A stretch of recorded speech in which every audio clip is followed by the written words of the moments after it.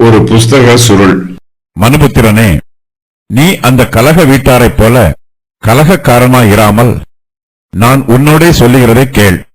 உன் வாயை திறந்து நான் உனக்கு கொடுக்கிறதை புசி என்றார். அப்பொழுது இதோ, என்னிடத்திற்கு நீட்டப்பட்ட ஒரு கையை கண்டேன். அந்த கையில் ஒரு புஸ்தகச் சுருள் இருந்தது. அவர் அதை எனக்கு முன்பாக விரித்தார். அதில் உள்ளும் புறம்பும் எழுதப்பட்டிருந்தது. அதிலே புலம்பல்களும் தவிப்பும் ஐயோ என்பதும் எழுதியிருந்தது. கர்த்தர் தனக்கு சொல்லுகிற செய்திகளை எசேக்கியேல் கவனித்து கேட்க வேண்டும். அவர் கர்த்தருடைய வார்த்தைகளுக்கு கீழ்ப்படிய வேண்டும். கர்த்தர் எசேக்கியேலுக்கு முன்பாக ஒரு புஸ்தக சுருளை விரிக்கிறார். அதில் உள்ளும் புறம்பும் எழுதப்பட்டிருக்கிறது. ஒரு புறத்தில் இஸ்ரவேல் புத்திரரின் பாவங்களும், மற்றொரு புறத்தில் அவர்களுடைய பாவங்களின் நிமித்தமாய் கர்த்தர் அவர்களுக்கு கொடுக்க போகும் நியாய தீர்ப்பும் எழுதப்பட்டிருக்கிறது.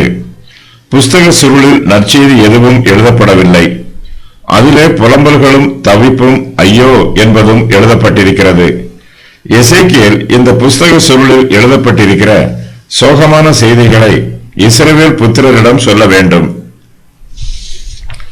இஸ்ரவேல் ஜனத்தார் கர்த்தருக்கு பரிசுத்தமானவர்கள். ஆனால் அவர்கள் இப்போது பாவத்தில் விழுந்து அசுத்தமாய் இருக்கிறார்கள். கர்த்தருக்கு பிரியமானவர்களாக இருக்க வேண்டிய ஜனங்கள் இப்போது கர்த்தருக்கு சத்துருக்களைப் போல இருக்கிறார்கள். கர்த்தர் அவர்கள் மீது பிரியமாய் இல்லை. இஸ்ரவேல் புத்திரர் கர்த்தருடைய ஆசீர்வாதங்களுக்கு சுதந்திரவாளிகள். ஆனால் இப்போது கர்த்தர் அவர்களுக்கு ஆசீர்வாதத்தை சொல்லாமல் புலம்பல்களையும் தவிப்பையும் ஐயோ என்பதையும் சொல்லுகிறார். எசேக்கியேல் கர்த்தரிடத்திலிருந்து செய்திகளை பெற்றுக்கொண்ட போது அந்த செய்தியை இஸ்ரவேல் புத்திரரிடத்தில் எப்படி சொல்ல வேண்டும் என்பதையும் கர்த்தர் தெளிவுபடுத்துகிறார். நான் உன்னோடே சொல்லுகிறதை கேள் என்று கர்த்தர் எசேக்கியேலுக்கு சொல்லுகிறார். கர்த்தருடைய ஊழியக்காரர்கள் அவருடைய வார்த்தைகளை ஜனங்களுக்கு சொல்லும் போது அவர்கள் கேட்டாலும் கேட்காவிட்டாலும் ஊழியக்காரர்கள் கர்த்தருடைய வார்த்தைகளை கேட்க வேண்டும். நாம் கர்த்தருடைய நியாய தீர்ப்பின் வார்த்தைகளை ஜனங்களுக்கு சொன்னால் அவர்கள் வருத்தப்படுவார்களோ என்றும் நம்மீது கோபப்படுவார்களோ என்றும் நினைத்து அவர்களுக்கு பயப்படக்கூடாது. அவர்களுக்கு சொல்ல வேண்டிய செய்திகளை சொல்லாமல் மறைத்து விடக்கூடாது. நம்முடைய ஊழியத்தை நாம் ஒழுங்காய் செய்யவில்லை என்றால் குற்றம் நம்மீது சுமரும். பாவிகளை நாம் எச்சரிக்கவில்லை என்றால் அவர்கள் அழிந்து போகும்போது அவர்களுடைய அழிவில் நமக்கும் பங்கு இருக்கும். இஸ்ரவேல் புத்திரர் கலக வீட்டாராய் இருக்கிறார்கள்.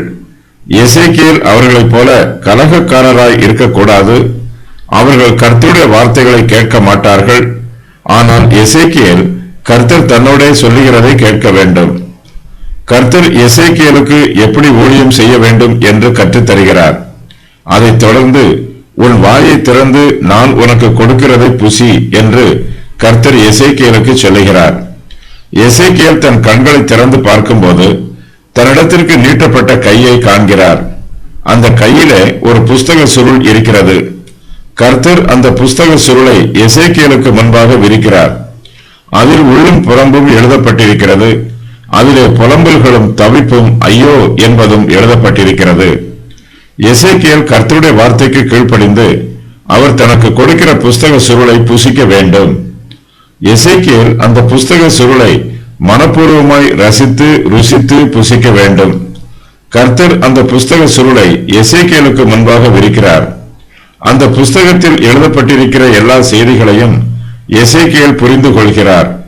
அந்த செய்திகளை அவர் தனக்கு சொந்தமாக்கிக் கொள்கிறார்.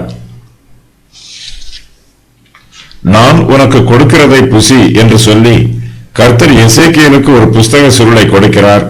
அதில் உள்ளும் புறம்பும் எழுதப்பட்டிருக்கிறது. அதிலே புலம்பல்களும் தவிப்பும் ஐயோ என்பதும் எழுதியிருந்தது. வெளிப்படுத்தின விசேஷம் 10வது அதிகாரத்தில் யோவானும் இதே போன்று காரியத்தை செய்கிறார்.